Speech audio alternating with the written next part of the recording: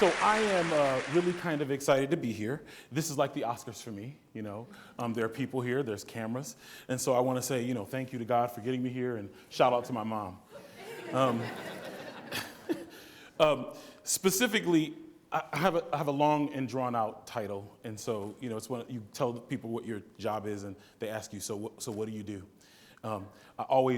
When I get a new title, I always call my mom and tell her, one, because she's very proud, she is, but also because it's just fun to watch her try and explain to people what I do. He is the chief of the chiefs of operation and excellence and operations for education. That's my baby. That's what he does. He runs all of that. My actual title is Chief of School Excellence for Friendship Public Charter School, largest CMO in the nation's capital. We have 7,800 kids across Baltimore and DC. 15% of the diplomas given in the city come from a friendship school. 80% of those kids go right to college. We still got a long way to go, like no claps. One of the things that kind of excites me the most about the work that I'm doing there is I'm learning a lot about relationships. And so this conversation is largely about that. Today's theme, love it, power of everyone.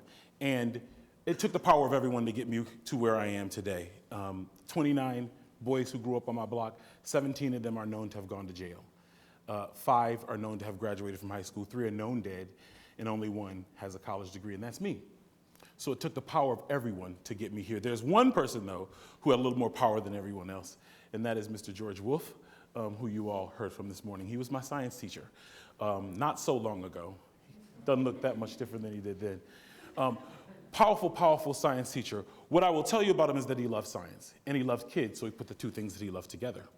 And pressed us hard to do all kinds of stuff that we didn't think, you know, we should have done. I still think of the maggots, the little DNA stuff. It didn't go well for me. He liked science, and he wanted me to be a science. Science didn't like me.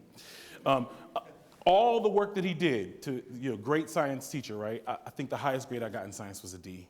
Always, you know.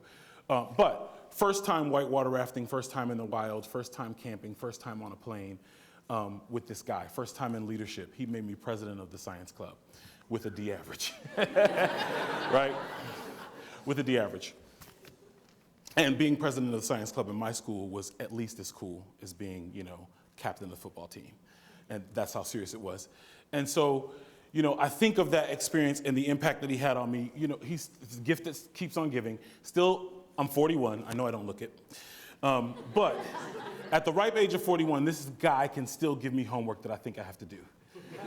He says, Shawn, you're going to do a TED Talk. I said, okay, going to do a TED Talk. So I'm here.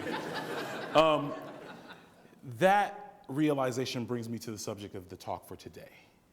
And that is the power of everyone, right? How many everyones does it take? If you will indulge that theme. How many everyones does it take to take a kid like me and to give me a life like the one that I have today?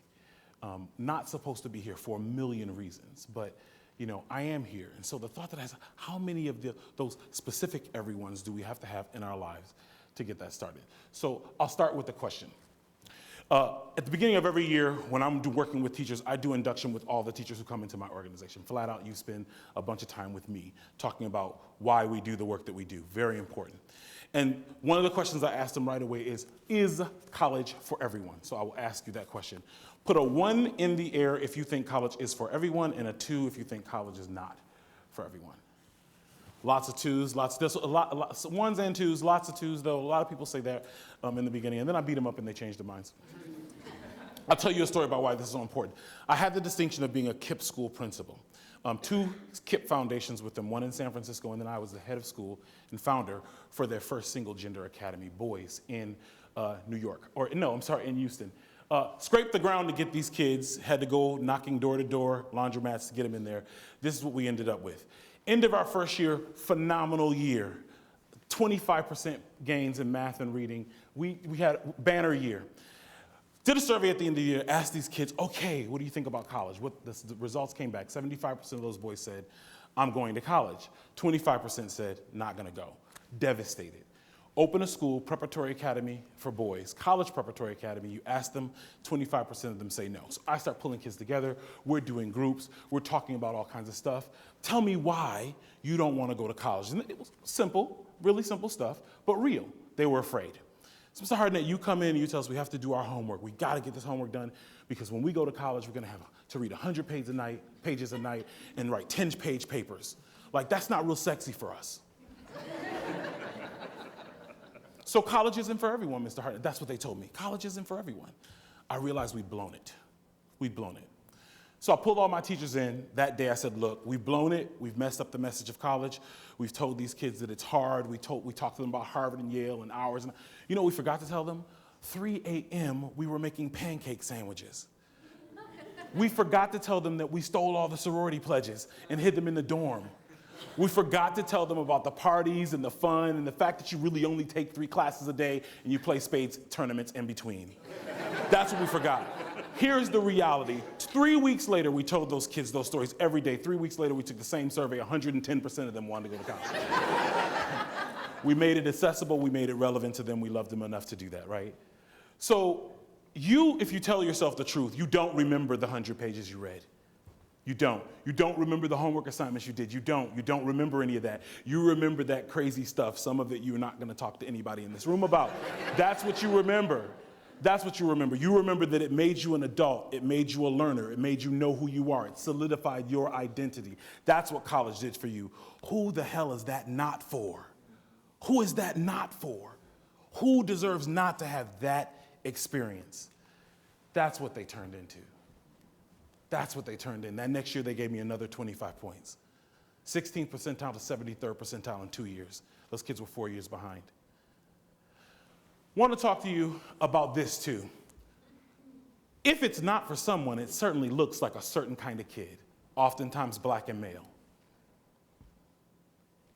Oftentimes black and male. 2.5% African-American men with a college degree. Very small fraternity. It's a difficult statistic to think about when we think about the percentage of public education that we make up. We have to change that. Let me talk to you about how. So, high expectations. I'm gonna run you through 4 pictures. I want you to remember the pictures. They all represent high expectations in some way, shape, or form. One of them is a better representation of high expectations. I'm gonna run you through the 4. Remember, this is picture number 1, picture number 2.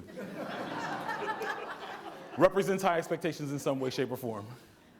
Picture number 3, you probably can't read it, so I will for you. The greatest kind of love is when you don't have any expectations at all. Picture number 4. Now, he's getting ready to get lunch. Right. When you look at all 4 of them, one of them is actually a better representation of high expectations. 1 is the jump jar to jar. 2 is the shark. 3 is the message. 4, show me with your fingers which one you think is the better representation of high expectations. I'm seeing some 3s, some 4s, some 1s. Okay, so let me talk you through them. First one, right? Seems like high expectations, right? You're in a bowl, small, not a lot of water. You jump to a bigger bowl, water. Not that big of a change. I mean, not that big of a change when you're done. It's better. It's a higher, but not that big. Okay. Second one, right? You're going for the big game, right? You're going to change yourself, until you take him out and put him in a bowl with real sharks. And then you realize that that is not exactly a high expectation. It's an unrealistic expectation, right? The third one, the message about expectations. You all are married, and you know the joker that you are married to. You love him, not quite unconditionally. There are things that they must do. So the whole thought that there is, no expectation doesn't work. That 4th one, though, right? When what you believe is only matched by what you are willing to do in order to get it. It's not just raising the standard, it's raising what you'll do to make it happen. Mr. Wolf, remember this. I don't know if he remembers all of this, but I certainly do. He was pressing me to take AP biology. I did not want to take AP biology. I didn't want to do it. A steady diet of D's in general biology had convinced me that if I went to take the step of going up and taking, an AP course, I would certainly see my first F. But he just was relentless. For a week, this guy it was actually a month, just every day. So did you sign up? So did you sign up? So did you sign up? He just pressed me until I finally signed up for this course. Into this argument, he looks at me and he says, you know what, Hardnett, you're a flake, but you're going to be a great teacher. Go to college. It was on that day and at that time that I decided two things. One, that I was going to college, and two, that I was going to be a great teacher. And I did just that. I did just that. High expectations. Not just saying it, he pushed me. That pick, P-I-C, he picked at me until he got it done. Persistent, insistent, consistent messaging. You're going to do what's best for you. Regardless if you don't have enough belief in yourself, I've got it until you get there. He pushed us constantly, nonstop to do this stuff. It used to drive us crazy. I think of this. You guys have seen this show, Whale Wars, right? Love these guys. They're pretty intense. They go out. They're literally at war with an industry. Gets on a boat. You know, they're shooting stuff, spraying stuff. They don't want whales to die. Very simply, they don't want whales to die. They have one strategy. Get in between the whale and the boat. If you get in between the whale and the boat can't get to the whale. They throw stink bombs, paint bombs, they drop people on the boats, they antagonize these guys, and they go off and try and find other whales. The impact, their quota's 1,000, they got them down to 500. They cut in half the number of whales that were pulled out of the ocean. That's like results, right? I love that. So who's fighting that hard for him? I think the strategy is actually quite similar. Child wars, same strategy. Get in between failure and the child. Get in between it. Don't know all of the strategies that tell you to do it, but I do know this. Deep belief in a child is a seed that you can plant deep in them. That man planted that seed so deep in me that no matter what happened, even when I was struggling as a student in college, I was not coming out. I was not coming out. When I became a teacher my first year, oh my God, I'm so glad he heard nothing about it.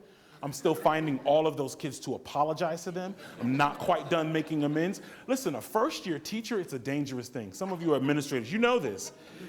If a drink special still draws you out at night, you should not be responsible for the lives of children. It was a tough year. But I wouldn't quit because in my mind was this thought, you're gonna be a great teacher. I knew it had to come true. He believed. Do we have that capacity inside ourselves to believe deeply in the people who are around us? What we know from every body of research is what you believe is what you are going to get, especially with teachers and children in classroom. If you believe there'll be nothing, they'll give you exactly that. If you believe that they will be something, they will give you exactly that. The truth is, those guys didn't care whether or not the whale's parents had taken care of them, whether or not the whale's parents had taught them the right routes to take, whether or not the whale's parents had been engaged. They had one strategy: get in between the whale and the boat. We talk too much about what our kids' parents have done. Get in between failure and the child. If the question is, how many everyones does it take? Then the answer is simply only one.